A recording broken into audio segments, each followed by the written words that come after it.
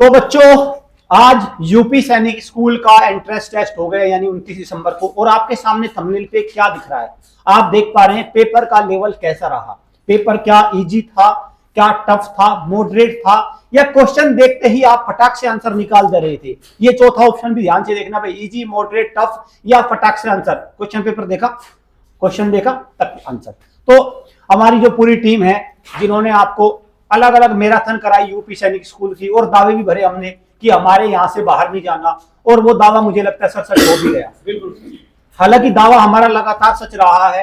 और ये एकेडमी पहली ऐसी एकेडमी है जो आपको पहले तो यूट्यूब पे कराती है और फिर आपको बताती है आए कि नहीं आए। नहीं तो होता क्या है, 50 में से 50 की गारंटी कह के फिर अगले दिन दूसरी वीडियो आ गई। नहीं, सबसे पहले हम इसका पूरा एनालिसिस करेंगे क्या रहा। सर आप तो देखा, आपने सेंटर पे थे, आप सब आए, तो सबसे पहले सर आपसे पूछूंगा, सचिन सर से मैं बात करूंगा। 150 में से 150 रहा है, पहली बार का भी स्कोर उन्होंने कराया है। और मैं नरेंद्र सर से भी लूंगा क्योंकि इन्होंने मैथ की मैराथन कराई थी जहां यूट्यूब पर, ठीक है, वहां भी बात करेंगे। सर क्या लेवल है आपका कक्षा 6 का, आप बताएं।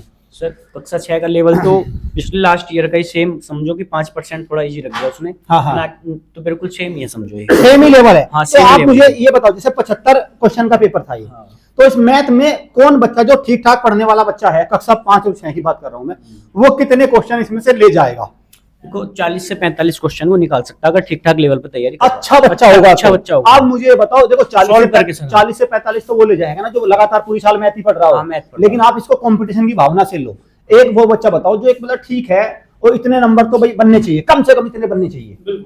हाँ वही 45 के समथिंग, तुक्के उक्के कम से कम 45 है। 45 ज्यादा से ज्यादा तुक्के उक्के मार के बस, ज्यादा से ज्यादा भाई ये ज्यादा से ज्यादा समझ लो उसके तुक्के उक्के मिला के सारे। हाँ तो मतलब वही है, ठीक ठीक समझ ज्यादा 45 है भाई, तुक्के वुक्के मिला के सर ने ऊपर की लाइन जो 20-25 बना दी। हाँ, इसमें सर से भी मैं जानना चाहूंगा। मैं बताऊं सर, हाँ जो टॉप लेवल का बच्चा है ना, हाँ, उसमें इसके 70 आने चाहिए।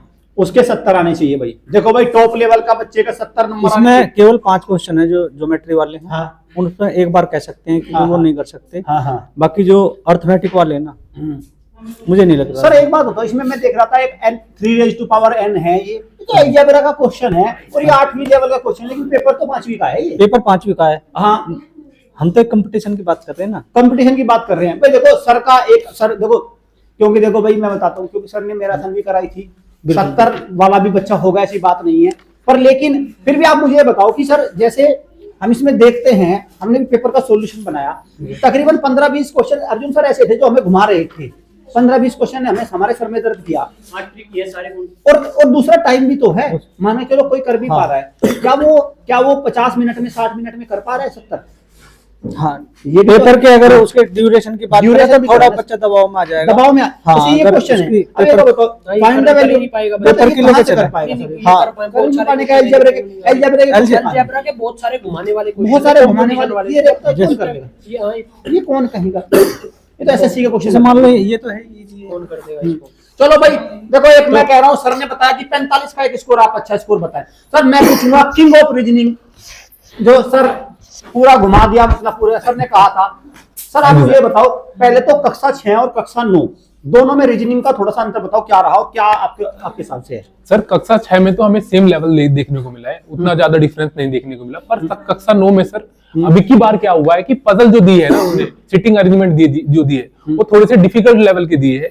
जैसे सिटिंग अरेंजमेंट सर्किल बेस में ABCD लेटर डाल दिया जाता, अब की बार सिंबल डाला गया है कि ताकि बच्चा है ना कंफ्यूज हो जाए उसमें, या टाइम ज्यादा कंज्यूम कर ले।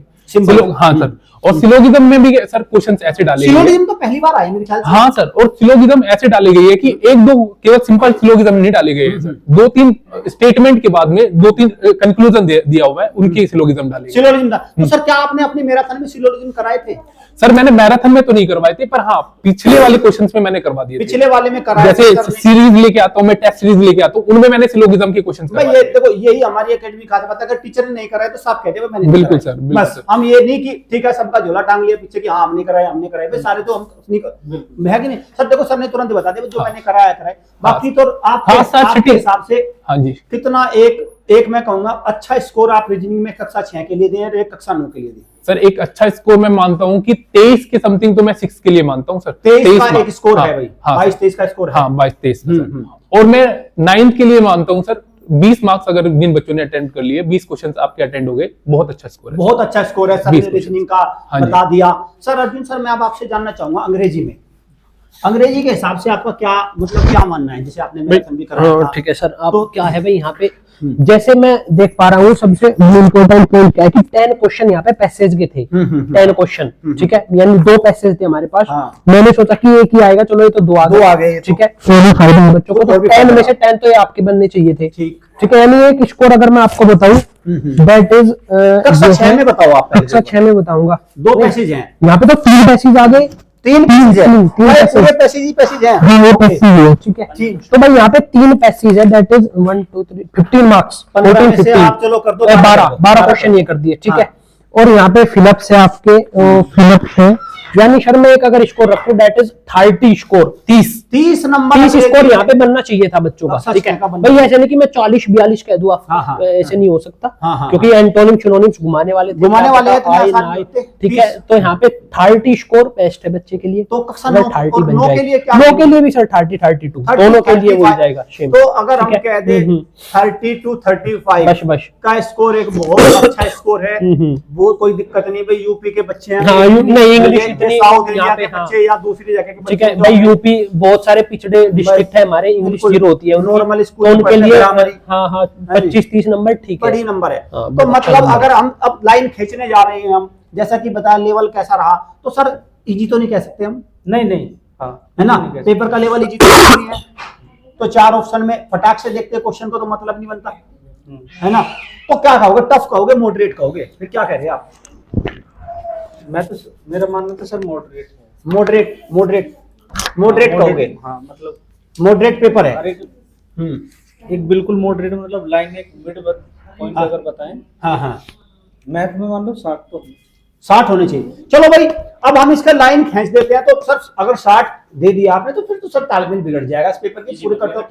फिर तो 60 तो इजी बन जाएगा, 60 में तो आप इसको कहाँ ले जाओगे, फिर तो बहुत ऊपर कट ऑफ चली जाएगी इसकी। मॉडरेट मतलब 50 नहीं, आप ये देखो, चलो Moderate का मतलब देखो भाई, 50 मान लो। हम देखो हमारी एक्सपर्ट की राय चल रही है। सर ने भी, क्योंकि सर ने मेरा तिल ली है, सर भी लगातार फिजिकल में भी करा रहे हैं, बच्चों को मैथ करा रहे हैं, रीजनिंग करा रहे हैं, सब करा रहे हैं, सर भी इधर करा रहे हैं। अब देखना ये है भाई, हम लोग भी, जब मैं कह रहा हूँ मैं जनरल नॉलेज कराऊं, जनरल नॉलेज में कोई था नहीं उनके लिए जिन्होंने रणधीर कर लिया था, रणधीर में से सारे क्वेश्चन आ गए, ठीक है। तो अब हम ये बात, हमारी अपनी अपनी राय चल रही है। तो सर एक काम करते हैं ना, आपके हिसाब से एक अच्छा स्कोर मैथ में कितना है? नहीं, ये तो मैंने हाईएस्ट बताया। हाईएस्ट, फिर भी आप एक, हाँ आप बिल्कुल highest। अच्छा 60 नंबर तो आपने बता दिया, आपके हिसाब से सर क्या है? मेरे हिसाब से तो सर वही मैंने बताया 45, हाँ 40। तो इसको मतलब एक मान के चलो ना सर, इसको 50 कर दो, बस इसको 50 कर दो। 50 एक बहुत अच्छा स्कोर है भाई, जितने बच्चे 50। उधर सागर सर की तरफ से मैं 22-23 तो 20 कर दो, 50 और 20 70।